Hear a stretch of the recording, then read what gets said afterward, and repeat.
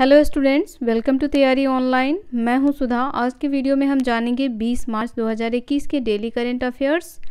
Daily current affairs में जो भी क्वेश्चन बताया जाएगा उन सभी क्वेश्चंस के इम्पॉर्टेंट फैक्ट्स भी आपको बताए जाएंगे। ये क्वेश्चन आपके आने वाले सभी एग्जाम्स के लिए इम्पॉर्टेंट है, तो वीडियो को आप एंड तक देखें, बीच में स्किप बिल्कुल ना करें।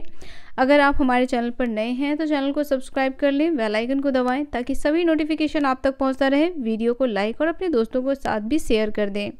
अगर आप इस वीडियो का PDF पाना चाहते हैं तो आप हमें टेलीग्राम पर ज्वाइन कर सकते हैं। टेलीग्राम का लिंक आपको डिस्क्रिप्शन में मिल जाएगा। तो चलिए देर न करते हुए पहला प्रश्न देखते हैं। पहला प्रश्न हमारा है, हाल ही में प्रस्तावित की गई नई पॉलिसी में पुराने वाहन को स्क्रैप कर नया वाहन खरीदने वालों को कई तरह की टैक्स छूट और इंसेंटिव का प्रस्ताव दिया गया है।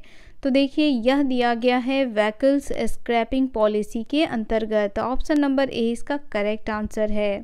और इस पॉलिसी को लाया गया है सड़क परिवहन और राजमार्ग मंत्री नितिन गडकरी जी के द्वारा। अब देखिए, इस नीति के दायरे में नितिन गडकरी जी ने 20 साल से ज़्यादा पुराने लगभग 51 लाख हल्के मोटर वाहन और 15 साल से अधिक पुराने लगभग 34 लाख जो है वह LMB आएंगे। अब देखिए, वाहन स्क्रैपिंग नीति के बहुत सारे फायदे भी हैं, जैसे इससे कबाड़ धातु का रिसाइकलिंग हो सकेगा, सड़क सुरक्षा में सुधार होगा, वायु प्रदूषण में कमी होगी और ईंधन की खपत भी कम होगी। चलिए इम्पॉर्टेंट फैक्ट्स देखें। अब यहाँ देखिए, जो इम्पॉर्टेंट फैक्ट्स दिया है इसमें वही बातें कही गई हैं जो मैंने अभी आपको बताया है कि यह जो है वह केंद्रीय परिवहन मंत्री नितिन गडकरी के द्वारा लोकसभा में प्रस्तावित की गई व्हीकल्स स्क्रैपिंग पॉलिसी, जिसमें पुराने वाहनों को स्क्रैप कर नया वाहन खरीदने वालों को टैक्स से छूट मिलेगी, साथ ही इंसेंटिव का प्रस्ताव भी उन्हें दिया जाएगा। नेक्स्ट क्वेश्चन है, दुनिया के 10 सबसे प्रदूषित शहरों में भारत के कितने शहरों का नाम शामिल हुआ है? तो देखिए, 10 सबसे प्रदूषित शहरों में भारत का 9 शहर है। ऑप्शन नंबर डी इसका करेक्ट आंसर है। कितने शहर हैं? तो भारत के 9 शहर हैं। यहाँ देखिए मैप में।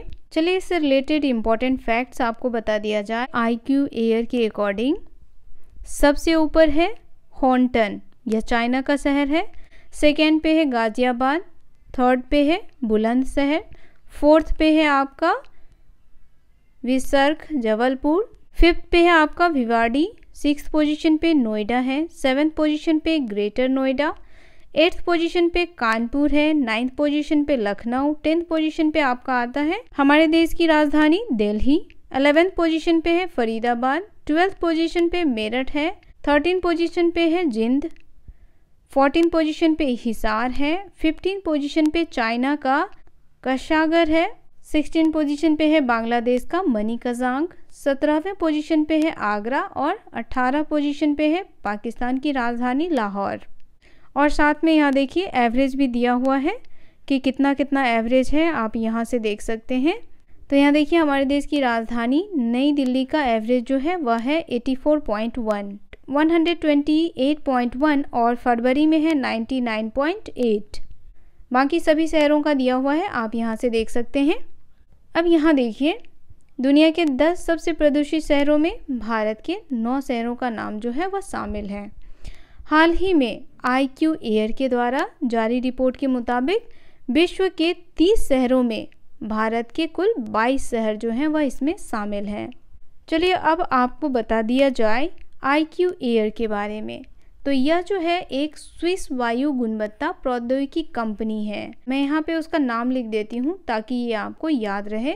यह क्या है? स्विस वायु गुणवत्ता कंपनी, जो वायु प्रदूषण के खिलाफ सुरक्षा में विशेषज्ञता, हवा की गुणवत्ता की निगरानी और हवा की सफाई के उत्पादों को विकसित करती है।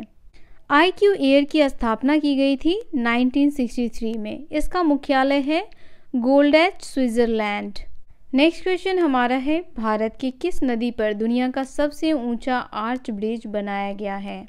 तो देखिए, चेनाब नदी पे। ऑप्शन नंबर डी इसका करेक्ट आंसर है। किस नदी पे? तो चेनाब नदी पे जो है वह दुनिया का सबसे बड़ा आर्च ब्रिज बनाया गया है। यहाँ देखिए, ये है चेनाब नदी, हमने यहाँ मैप में आपको बता रखा है। चेनाब नदी के बारे में देखिए, तो चेनाब नदी जो है वह जम्मू और कश्मीर के जम्मू क्षेत्र से होकर के पंजाब पाकिस्तान के मैदानी इलाकों में बहती है। और चिनाब जो है वह सिंधु नदी की एक सहायक नदी है। यह नदी किसके संगम से बहती है, तो चलिए आपको यह भी बता देते हैं। तो देखिए यह नदी जो है वह चंद्रा और भागा नदियों के संगम से बनती है, इसीलिए इसकी ऊपरी पहुंच में इसे क्या कहते हैं, चंद्रभागा कहते हैं। इसकी लंबाई है 960 किलोमीटर। चिनाब नदी की लंबाई 960 किलोमीटर है। चिनाब नदी का स्रोत है वारा लाचा दर्रा।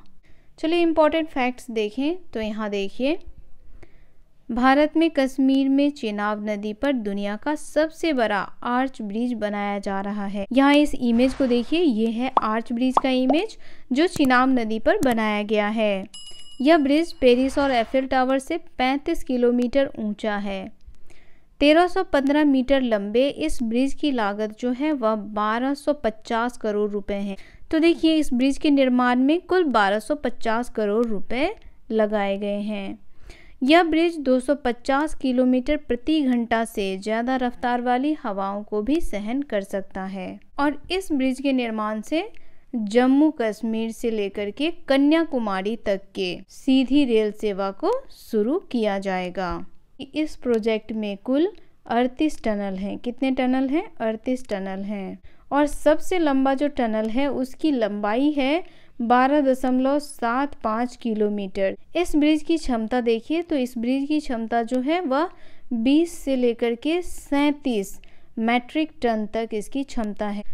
नेक्स्ट क्वेश्चन हमारा है, निम्न में से कौन हाल ही में ऑल इंडिया बैडमिंटन टूर्नामेंट के क्वार्टर फाइनल में पहुंचने वाला सबसे युवा भारतीय बन गया है? तो देखिए सबसे युवा भारतीय बने हैं प्रणय हारे। ऑप्शन नंबर बी इसका करेक्ट आंसर है। चलिए इनसे रिलेटेड इंपॉर्टेंट फैक्ट्स देखें तो यहाँ देखिए, प्रणय हारे जो हैं वह 19 वर्ष के हैं और ये इंग्लैंड बैडमिंटन टूर्नामेंट के क्वार्टर फाइनल में पहुँचने वाले सबसे युवा भारतीय हैं। वे टूर्नामेंट के अंतिम 8 में पहुँच चुके हैं। प्री क्वार्टर फाइनल में लक्ष्य ने फ्रांस के थॉमस रॉक्शेन को 21-18, 21-17 से हराया है। स्ट्रेटजी एनालिस्टिक की रिपोर्ट के मुताबिक इस वर्ष कौन सा मोबाइल ब्रांड तीसरा सबसे बड़ा स्मार्टफोन विक्रेता बन जाएगा? तो देखिए तीसरा सबसे बड़ा स्मार्टफोन विक्रेता जो है वह बनेगा Xiaomi। ऑप्शन नंबर सी इसका करेक्ट आंसर है। पहले पोजीशन पे है आपका सैमसंग, ये है फर्स्ट पोजीशन पे। सेकेंड पोजीशन पे आपका आता है एप्पल, ये सेकेंड पोजीशन पे है। थर्ड पोजीशन पे है Xiaomi।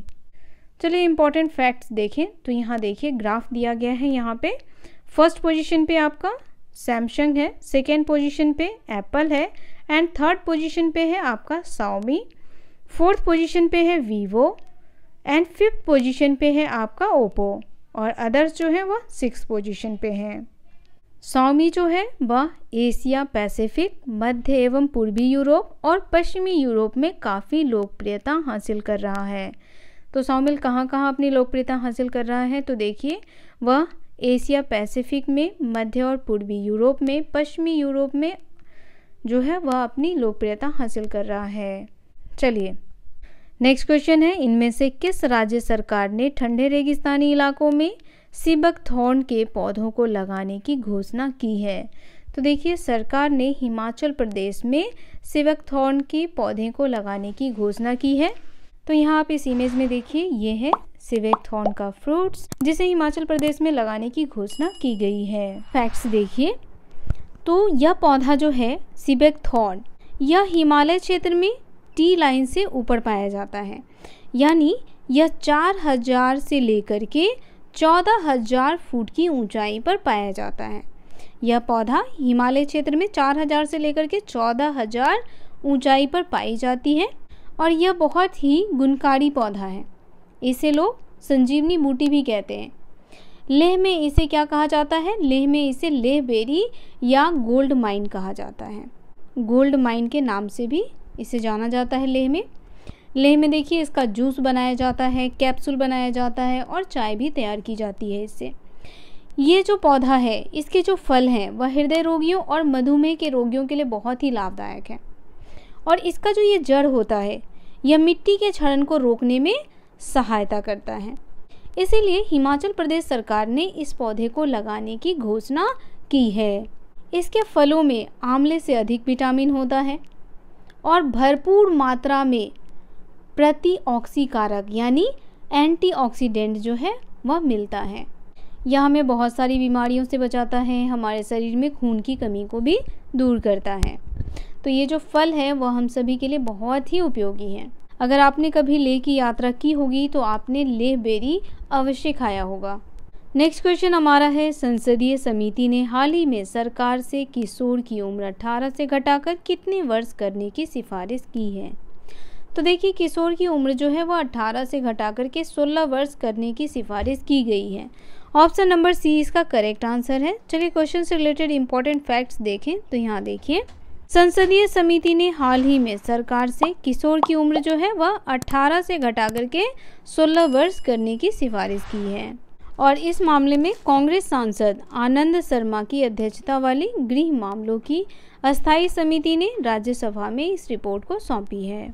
नेक्स्ट क्वेश्चन हमारा है, विश्व वायु गुणवत्ता 2020 की रिपोर्ट के मुताबिक कौन सी राजधानी विश्व में सबसे प्रदूषित राजधानी रही है। तो देखिए, हमारे देश की राजधानी दिल्ली विश्व की सबसे प्रदूषित राजधानी रही है। इसका स्थान 10वां है। एयर क्वालिटी के बारे में आपको पहले ही बता दिया गया है। विश्व के 30 प्रदूषित शहरों में 22 शहर जो है वह भारत का है, जिसमें दिल्ली का स्थान जो है वह 10वां है। चलिए इंपॉर्टेंट फैक्ट्स देखें। अब यहाँ देखिए, pollution fight goes up in smog IQ air के रिसर्चरों ने ग्राउंड मॉनिटरिंग स्टेशन के जरिए 106 देशों से मिले 2.5 PM के डेटा के आधार पर एक रिपोर्ट तैयार किया है, जिस रिपोर्ट में यह बताया गया है कि 2.5 PM हवा में घुले बेहद छोटे कण होते हैं, जिन्हें सिर्फ माइक्रोस्कोप से ही देखा जा सकता है। सांस लेने के दौरान क्या होता है, ये जो छोटे छोटे कण होते हैं वह हमारे शरीर के अंदर प्रवेश कर जाते हैं, जो हमारे लिए बहुत ही नुकसानदेह होते हैं। ये आगे चल कर के हमारे फेफड़े और हृदय से जुड़ी बीमारियों के कारण बनते हैं। अगर किसी शहर का PM 2.5 से कम है तो शहर के हवा की गुणवत्ता को अच्छा माना जाता है। चलिए अब और भी इम्पॉर्टेंट फैक्ट्स देखें। तो यहाँ देखिए, जैसा कि अभी मैंने आपको बताया है कि हमारे देश की राजधानी दिल्ली विश्व का सबसे प्रदूषित राजधानी रही। विश्व के 30 सर्वाधिक प्रदूषित शहरों में 22 शहर कहाँ का है, भारत का है। नेक्स्ट क्वेश्चन हमारा है, 24वें federation cup senior athletics championship में महिलाओं की कितने मीटर दौड़ में धनलक्ष्मी ने गोल्ड मेडल जीता है। तो देखिए, धनलक्ष्मी ने गोल्ड मेडल जीता है 100 मीटर की रेस में। ऑप्शन नंबर बी इसका करेक्ट आंसर है। धनलक्ष्मी कहाँ से हैं, तो देखिए धनलक्ष्मी जो हैं वह तमिलनाडु राज्य से हैं। एस धनलक्ष्मी ने 100 मीटर रेस के फाइनल में दूती चंद को मात देकर के यह रिकॉर्ड बनाया है। तो पंजाब के पटियाला में चल रहे 24वें federation cup senior athletics championship में महिलाओं के 100 मीटर दौड़ में धनलक्ष्मी ने गोल्ड मेडल जीता।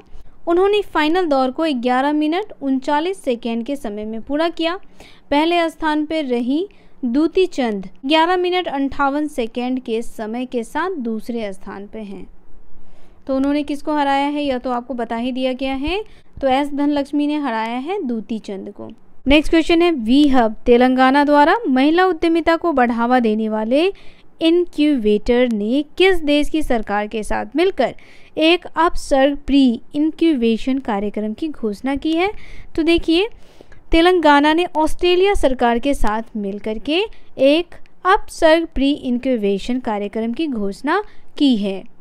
चलिए अब आपको बता दिया जाए वी हब के बारे में। तो वी हब जो है वह एक महिला उद्यमिता हब है, जिसका उद्देश्य है महिला उद्यमियों को बढ़ावा देना। वी हब ने घोषणा किया है कि यह पूंजी जुटाने में स्टार्टअप को प्रोत्साहित करने और समर्थन करने के लिए गुजरात के आई हब के साथ सहयोग करेगा। किसके साथ करेगा, ये आपको याद रखना है।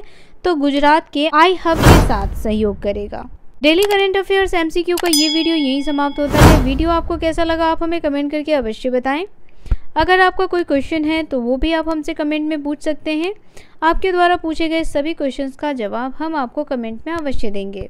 अगर ये वीडियो पसंद आया हो तो इसे लाइक करें और अपने दोस्तों को भी शेयर कर दें। मिलते हैं नए दिन नए प्रश्नों के साथ। आप सभी का धन्यवाद।